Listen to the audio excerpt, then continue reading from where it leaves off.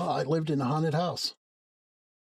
Before I start with the story of the house, I want you to know this house has been sold, purchased and sold 12 times since 1991. That's not normal, especially for the neighborhood like this. That's totally out of place. So that whatever's haunted is still in that house. That house. As you can see, it's got a beautiful kitchen now, a lot of renovations there. That expanded area that actually goes over. Another person remodeled also. They remodeled the living room. Let's see. That's my old bedroom. And they remodeled it. Now, this picture. This is the house. That window that I wrote here on. People used to say they'd see something in that window. That bedroom was my old bedroom when I was from 1980 to 82. In 82, I got out of there. I went to the basement. Things would happen. Things would move in the room. I'd feel things touch me at night. We'd be downstairs eating and we could hear something moving around in that room. It was creepy, and it wasn't just me. And that house, something was just totally off. We purchased the house and moved in 1980.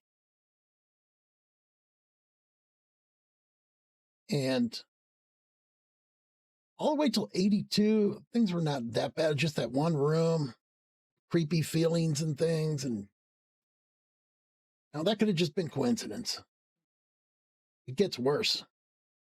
That's when I started realizing that room was truly haunted. Now, I'll show you a picture inside that room. It gives you an eerie feeling. That's inside of that room. I found all these pictures on Zillow. You can see that room just feels gloomy. Now, this is a basement area. It's going to come to the next story. Right here, I'm going to pause. Got a bunch of arrows there. You see the arrow that goes on that door, that scissor door down to the yellow area? Well, I highlighted that yellow area is the thing I highlighted. Behind that yellow area is like a little patch. That patch area is where I put a bullet through that door. I shot through that door. Where that dog is, the dog sleeping bed there, my dog used to sleep in the same area. That door in that part of the house, you notice that that's a door my dad put there in 1981. My adopted dad put that door there in 1981. This house has had so many renovations since then. Why did they leave an ugly door that has an ugly patched bullet hole through it? Makes no sense.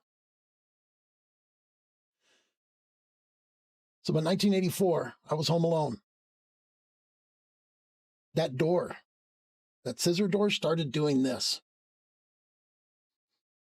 And then it would stop, and then I'd hear boom, boom, boom, boom, boom. Then start shaking. And I'm not talking shaking lightly. I'm talking shaking. Like, I don't know how the thing did not whip open.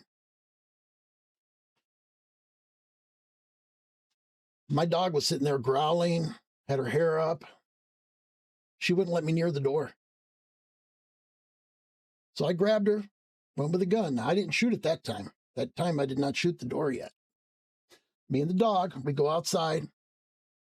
I take the cordless phone with me. We didn't have cell phones back then. The kids, we didn't have phones. We were kids. We were normal kids back then. I took a normal cordless phone, landline, called 911. I remember that day. It was cold. I was barefooted with shorts on. Police get there, go through the house. They think I'm crazy. That door, it was open when they went down there. Because I told them, you have to open the bottom door. And it was another side of that where I heard the noise. They went down and told me that door was open. The back sliding door was locked from the inside. It's the only way you can lock it.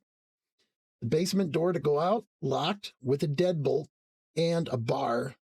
You know, the bars you put through the thing so it can't open from. So that was there. No way to close that from outside. When I went outside, the garage door was open.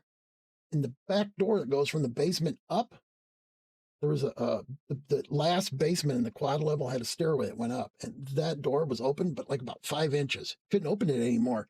It wasn't big enough for a person to get out because I had a snowmobile on the other side of that door. And that snowmobile wasn't going to move because there was a workbench on the other side. I don't care how skinny you are of a person, you weren't getting out that door. So about a year later, we go through the same thing. That door started. Dog was there growling her head off. Except this time, I grabbed my pistol. I went to the door. I shot it. I didn't even question. I didn't say who's there. That door was going like that, just shaking, shaking, shaking, shaking. This is like stuff you see on scary movies. So I shot the door. And when I shot the door and that bullet went through that door, the shaking intensified. It got worse. That door was almost whipping open. I didn't call the police that time. I ran to my room, closed the door, and I said, you know what? If something comes out, my dog's going to rip it up. Nothing ever came out. The moment I closed my room door, everything got quiet in the house. I mean, dead silent. Just like that. So I waited. Parents got home that night. I told them what happened. Repeat of the last time. They're thinking I'm completely nuts. They go down there. They see the bullet hole. Yeah, that's how I had to patch it. They were furious. Shooting guns in the house. Well, I thought somebody was in there. Well, they didn't see anything. Now I'm going to tell you when this stuff happened. All of these crazy occurrences. When we moved in there, parents had probably 40, 50 grand in the bank. Not a lot of money. Back then, that was a good amount. Dad had a good job. They were in love. They were good adopted parents. But everything was getting crazy. Things were moving around the house. I'll give you one example. My helmet, which I had for riding my three-wheeler and my snowmobile, I used to keep it in the garage on a hook.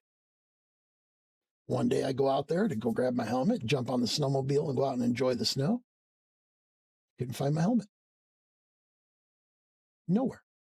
I got upset. I thought my mom hid it on me or moved it. She's like, no, I had the hook put there so you'd keep your stupid helmet out in the garage. So I asked my dad. Dad's like, no, your helmet's always on the hook. Why would I take it? So I'm looking everywhere in the garage. Nothing. So he takes me to a dealership. I buy a new helmet. Long story short, 2 years later, my helmet was found in the basement, in the back corner of the laundry room, buried underneath a bunch of stuff.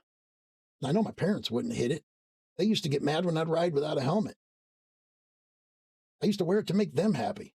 Not me, them. See where that arrow is? About 1982, 83, right around that area. Now, this is when stuff really got weird. It was already weird before. We played with a homemade Ouija board me and my buddy made right there on the floor. And it was his idea to make that thing. I didn't even know what those things were.